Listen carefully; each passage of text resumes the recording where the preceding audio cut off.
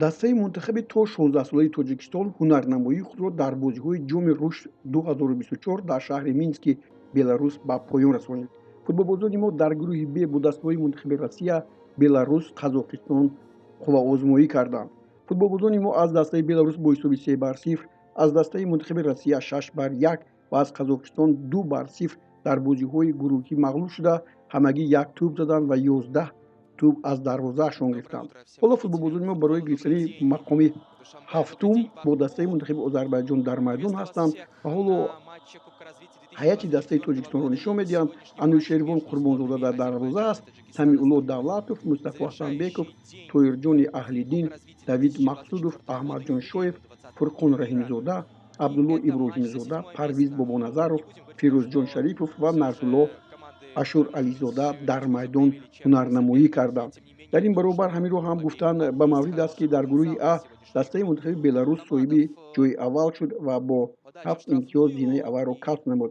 Ӯзбекистон бо 1 ғалаба ва 2 мусовӣ 5-3 натиҷаи тӯбҳояш ҷойи дуюмро гирифт ва Россия ҷойи сеюмро. Озарбойҷон ҳам мисли дастаи мунтахаби Тоҷикистон ягон пирӯзӣ ба даст наовард. ин навбат футболбозони дастаи мунтахаби Тоҷикистон барои гирифтани ҷойи ҳафтум кӯшишашон беҳтар буд ва футболбозони дастаи Озарбойҷон ҳам дар ин маврид аз дастаи Беларусия бо ҳисоби 2-0, аз Ӯзбекистон 2-0 ва аз Россия 1-0 дар гурӯҳашон ба мағлубият дучор шуданд. инҷо ки ҳуҷумҳои пайдарпаи футболбозони мо буд, ҳоло ин лаҳзаҳоеро мебинем, ки маҳз футболбозони дастаи мунтахаби Тоҷикистон дар ҳуҷум ҳастанд ва тӯб аз майдон ҳоло берун меравад. ҳаминро ҳам ёдрас мешавем, ки дар ин мусобиқа барои ҷойи аввал дастаҳои мунтахаби Беларус ва Россия 17-солаҳо ҳунарнамоӣ карданд ва дар ин бозӣ бо ҳисоби 2-1 дастаи Беларус ба пирӯзӣ ноил шуд ва ба гирифтани ҷом сазовор гардид. ҳоло зарбаи пеналти футболбози дастаи мунтахаби Тоҷикистон Аҳмадҷон Шоев дар дақиқаи 23-юм ҳисобро боз кард ва мо ба сафи пеш баромадем. хайрият, ин голи дуюми футболбозони мо дар мусобиқаи имсолаи ҷоми рушд ҳаст ва ин лаҳзаҳо мо мебинем, ки хеле ин тӯбро бештар нишон медиҳанд. хуб, ба ҳар нав гол ки ҳаст, чаро аз ҳар гӯшае ки имконияти гол задан ҳаст нишон надод аз дурбинҳои гуногун ва ин ҳам боиси сарфарозист. боз як ҳуҷуми дастаи мунтахаби Тоҷикистон. ин навбат бозигарони мо хеле моҳирона бозӣ мекарданд ва боз як зарбаи дигар мебинед, бисёр зарбаи хатарнок. инҷо футболбозони дастаи мунтахаби Беларус ин тӯбро бармегардонанд, дарвозабон ҳам инҷо кор кард, аммо дар охирин маврид тавре мебинем Фурқон Раҳимзода тӯбро ба дарвозаи холӣ равон накард. имкониятҳо бештар буданд. ҳоло ин зарбаи Абдулло Иброҳимзодаро дидем ва дар охирин маврид тӯб роҳи дарвозаро пайдо накард ва футболбозони дастаи мунтахаби Озарбойҷон ҳам ба задани гол муваффақ шуданд.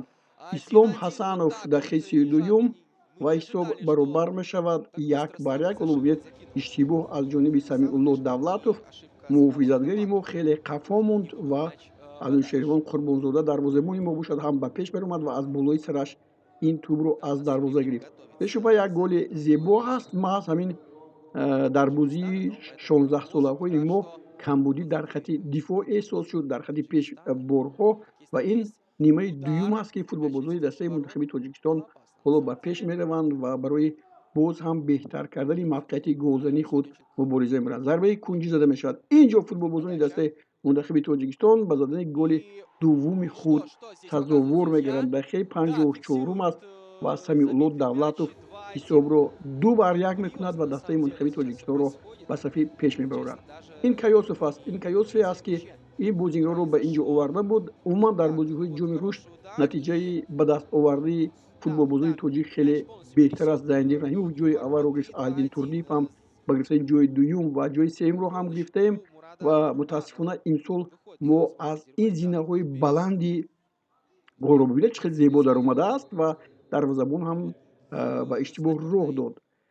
ҳоло боз ҳуҷуми дастаи мунтахаби Тоҷикистон, ҳоло боз футболбозони мо барои гол задан талош меварзанд ва ниҳоят зарбаи ниҳоят зебои Фурқон Раҳимзода аст. дақиқаи 64-ум баъди 10 дақиқа футболбозони дастаи мунтахаби мо голи сеюмашонро заданд ва ҳаминро ҳам бояд гуфт, ки ин бозиҳо барои омодагии дастаи мунтахаби 16-солаи Тоҷикистон ба бозиҳои интихобии соли 2025 осиё аст ва аз ин рӯ аз ҳоло бояд мо он камбудиҳое ки дар ҳайати даста ҳастанд ва шакли бозиро дуруст кунем, бозигарони боз ҳам беҳтарро пайдо кунем, то ки тавонем дар арсаи осиё боз футболи Тоҷикистонро обрӯи нуфузашро боло бардорем. Ҳамин аст ва футболбозони мо зинаи ҳафтумро гирифтанду Озарбойҷон ҷойи охиринро. Барои ҷойи сеюм дастаҳои Беларус Ю-16 ва Ӯзбекистон ба ҳам рақобат карданд. Вохӯрӣ бо ҳисоби 1-1 анҷом ёфт ва аз натиҷаи пеналти зарбаи пеналти баъди бозӣ 5-3 беларусҳо ба комёбӣ ноил шуданд ва ҷойи сеюмро гирифтанд. Ӯзбекистон ҷойи чорум. Барои ҷойи панҷум Россия бо Қазоқистон бозӣ кард. Ин бозӣ ҳам 1-1 ба поён расид ва бо ҳисоби 4-5 қазоқҳо аз зарбаҳои пеналти ҷойи панҷумро гирифтанд. Пас шашум Россия, ҳафтум Тоҷикистон ва Озарбойҷон ҳаштум шуданд.